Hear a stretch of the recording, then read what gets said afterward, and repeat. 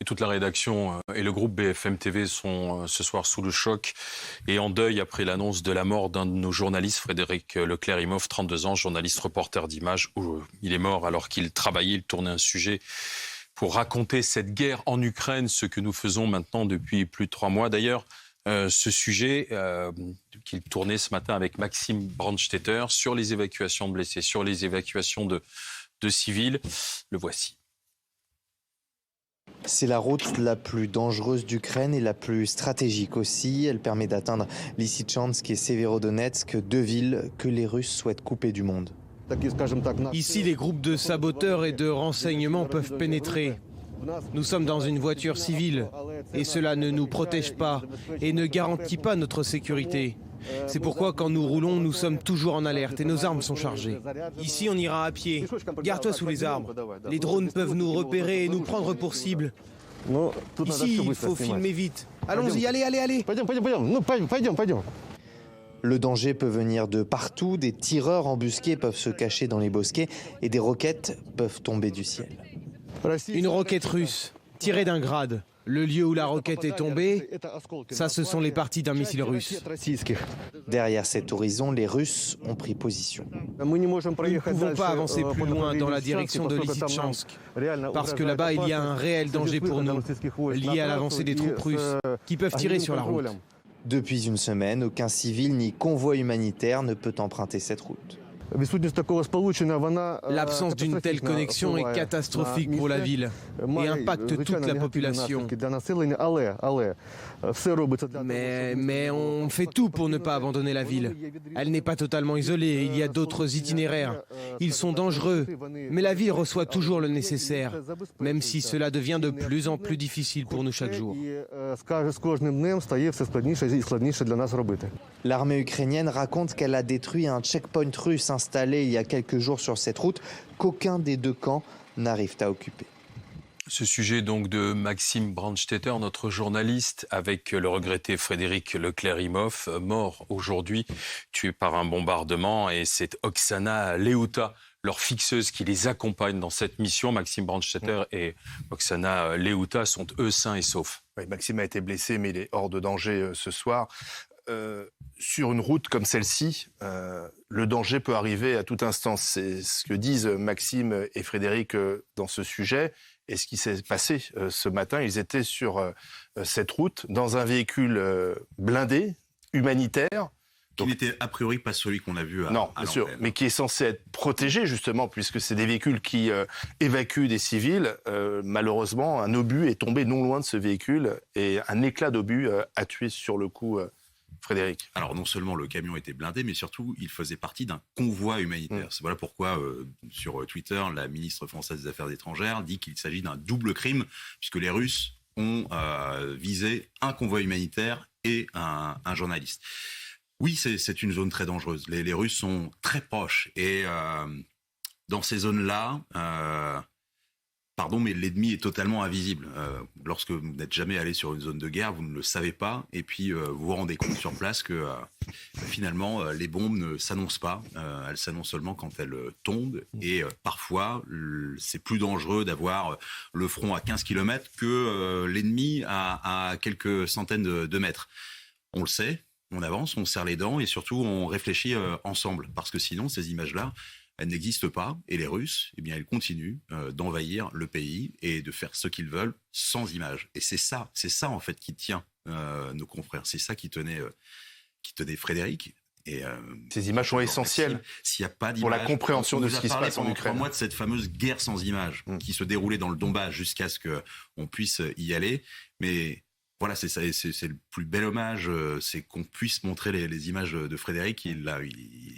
C'était pas une tête brûlée et il a fait pour ça, pour qu'on puisse le voir, pas nous tous, pour qu'on se dise chapeau, mais que les téléspectateurs puissent le voir et se dire c'est très compliqué et les Russes continuent d'avancer. Ouais, justement, puisque vous parlez de Frédéric Leclerc-Imhoff, il a raconté son métier aussi avec Jean-Baptiste Boursier. C'était en direct sur BFM TV le 23 avril dernier.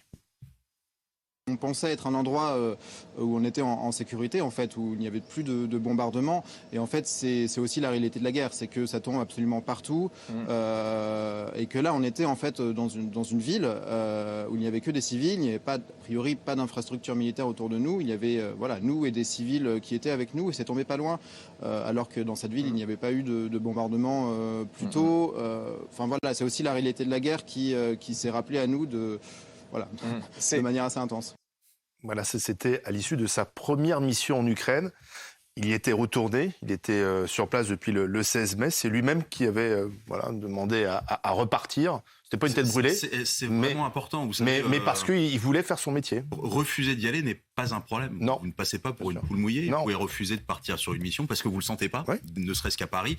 Et puis y aller la fois d'après. Donc Frédéric voulait repartir avec Maxime et Maxime voulait repartir avec Frédéric. Ça se passe comme ça. La plupart de nos, c'était un binôme. La plupart de nos équipes, en fait, depuis le début, qui en sont à leur 2e ou 3e tour, fonctionnent en binôme et partagent des choses tellement fortes qu'ils disent non, moi je pars pas sans lui ou sans elle. Nous sommes aussi avec Gallagher Fenwick. Bonsoir, grand reporter. Peut-être une réaction tout d'abord à l'annonce du décès de notre confrère. Il avait 32 ans, il est mort en faisant son métier. La première de mes réactions, c'est évidemment l'émotion que je partage avec vous et la pensée que j'adresse avant tout à la famille de notre confrère Frédéric Leclerc-Imhoff, à celle de son confrère, le rédacteur Maxime et leur fixeuse Oksana, qui vivent des heures assurément terribles, et puis à vous aussi, la famille BFM TV, RMC. Je viens de traverser la rédaction, je peux dire que j'ai vu l'émotion sur les visages de chacune des personnes que j'ai croisées et que je partage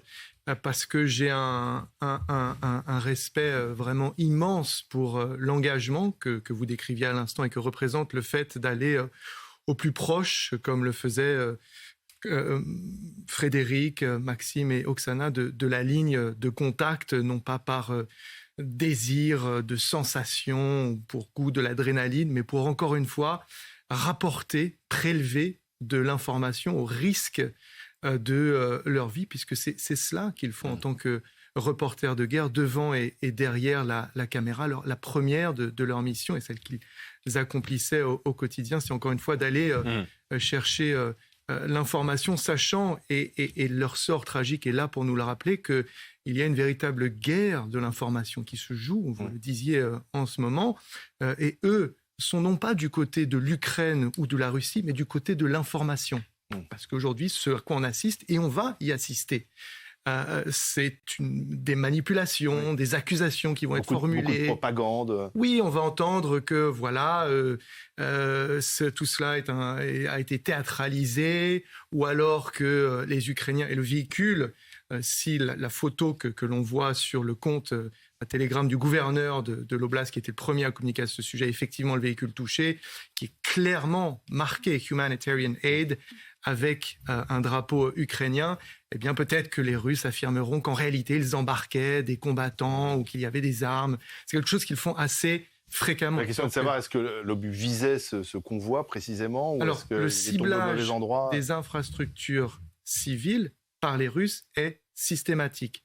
Pas qu'en Ukraine, mais depuis des années. Vous remontez jusqu'à la Tchétchénie en 99, hôpitaux, maternités, écoles, marchés, civils, journalistes, payent un lourd tribut. La ministre des Affaires étrangères qui est sur place, Catherine Colonna, demande d'ailleurs une enquête sur précisément ce qui s'est passé.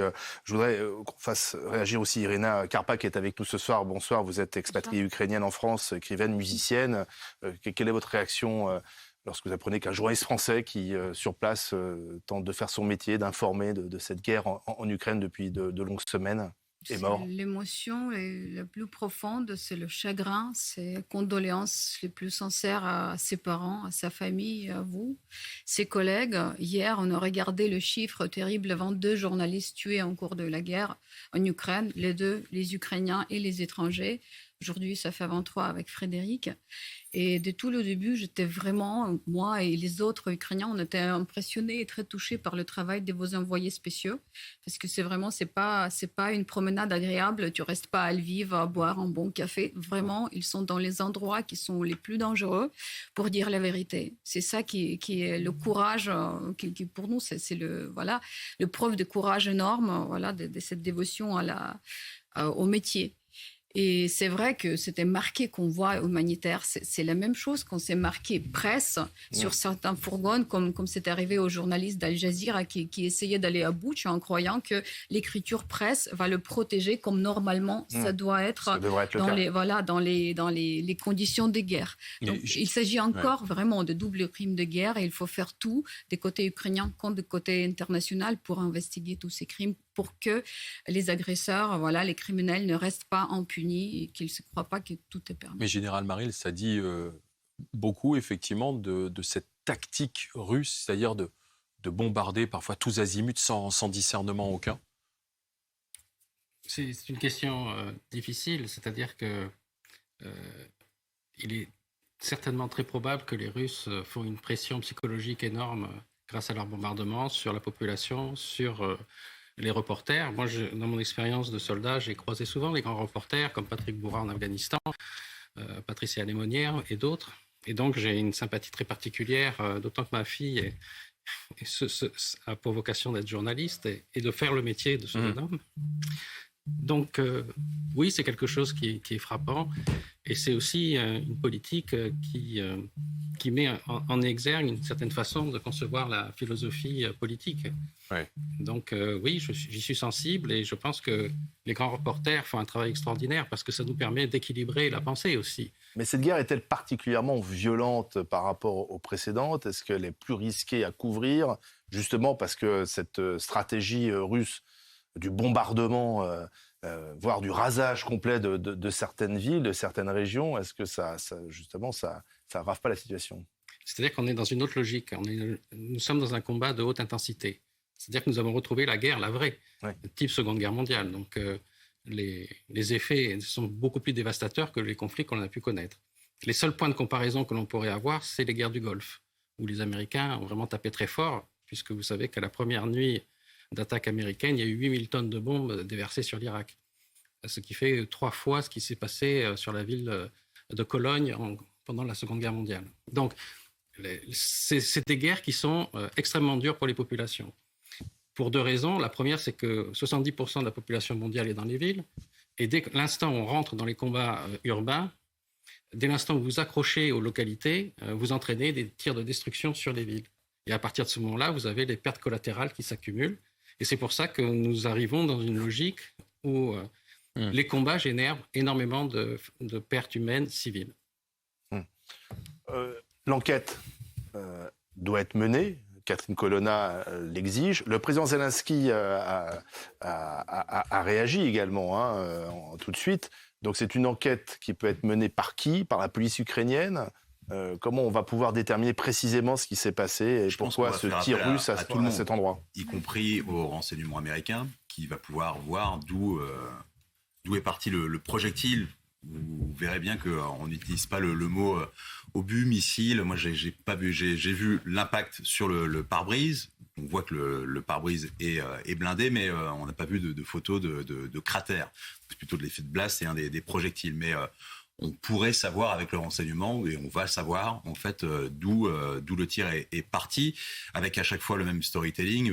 Gallagher en parlait, mais déjà, vous avez des sites pro-russes qui disent que oui, il y a bien eu un bombardement, mais par des Ukrainiens. Donc, c'est la particularité de ce type d'enquête, c'est qu'elle se passe au milieu du conflit et avec de la désinformation qui vient de partout. C'était l'objet notamment d'un reportage exceptionnel d'une autre équipe, Jérémy Père et Erwan Palencia, qui suivait un procureur sous les bombes, qui faisait son enquête policière sous les bombes.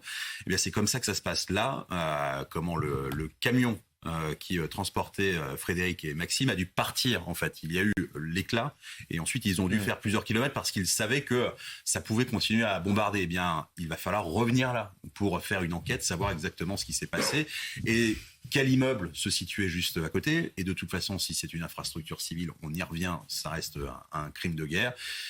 On n'est pas très loin de Sévérodonetsk, il faut préciser. Lysychansk, c'est ce qu'on appelle vraiment, c'est les villes jumelles. Entre les deux, vous avez normalement quasiment 200 000 habitants, mais par exemple à Sévérodonetsk, il n'y a plus que 15 000 habitants. Ouais. Et là, la ville est assiégée en ce moment. Voilà. Et il n'y a plus qu'une seule issue, c'est par l'ouest. Et il était question, en fait, pour les copains, de suivre un camion qui envoyait un convoi, qui envoyait de la nourriture et qui repartait avec des civils. On a vu le reportage qui a été diffusé ce matin sur BFM TV de Frédéric et de Maxime Brandstetter.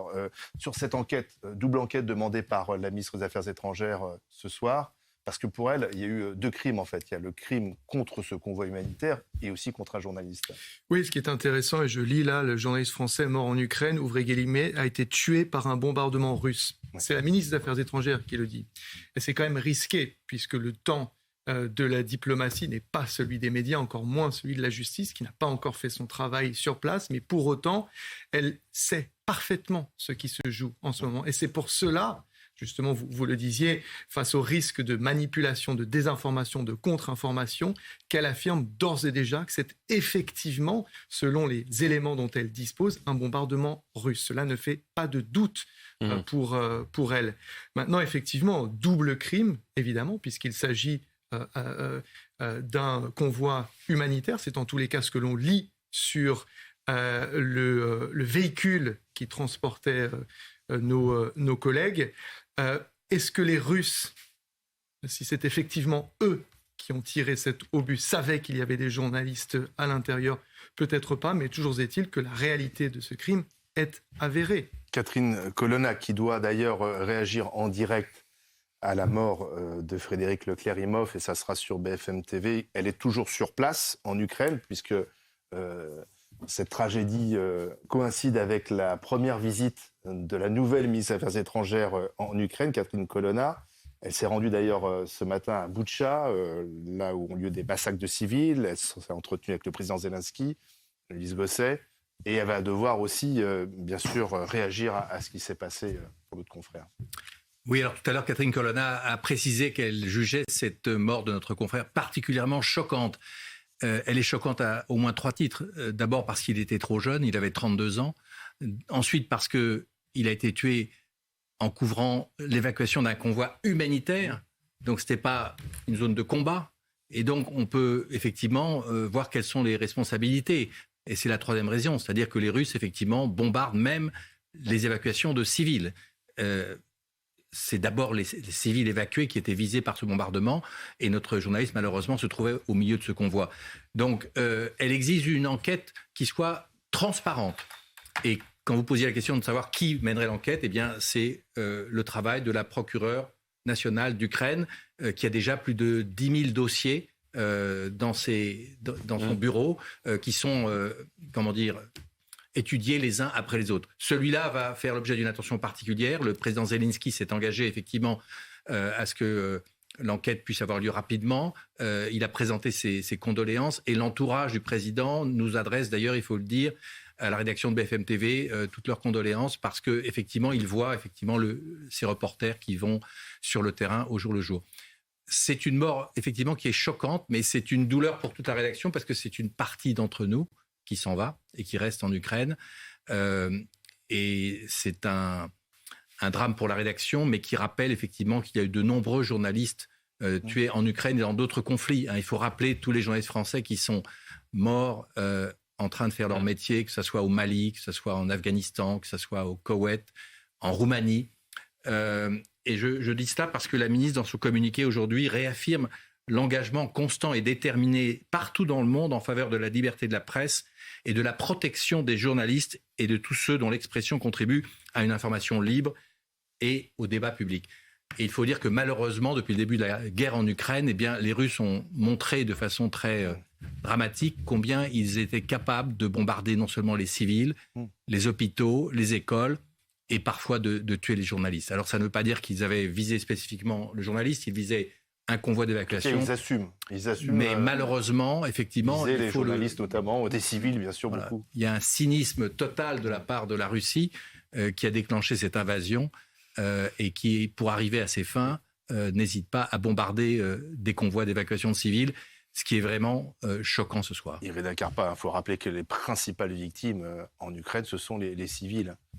Oui, tout à fait. Et pour nous, c'est très important que Mme Kolona est en Ukraine, notamment en Boutcha, qui est devenu le symbole de crimes de guerre faits par l'armée russe contre l'humanité. Et malheureusement, ce n'est pas le cas unique. Juste là, maintenant, en ce moment, il y a d'autres crimes de guerre qui se déroulent, notamment à Kherson, où il y a 3 prisons qui sont en même temps les lieux de torture des civils aussi, des politiciens, des familles de militaires ukrainiens, des policiers qui ont refusé de collaborer avec la nouvelle administration. Et donc, l'Ukraine a assez souvent fait cet appel au monde entier de participer aux investigations des crimes de guerre. Parce qu'il y a des choses horribles, il y a des tortures, comme j'ai déjà dit, il y a des viols des enfants, et que en fait, c'est très important pour nous que la France aussi prenne une part la plus active dans ces investigations pour empêcher de reproduire les crimes pareils. Le visage de ce jeune homme, Frédéric Leclerimoff, 32 ans, journaliste pour BFM TV, tué aujourd'hui en Ukraine alors qu'il faisait son métier. Celui de tourner des images avec Maxime Brandstetter, qui lui a été légèrement blessé, qui sort indemne. Et Frédéric Leclerimoff a laissé la vie. On attend une prise de parole officielle d'ici quelques minutes de la ministre française des Affaires étrangères, Catherine Colonna, qui est sur place aussi en Ukraine pour, elle, bien sûr, tenter de trouver une issue diplomatique à ce conflit. On en reparle dans un instant.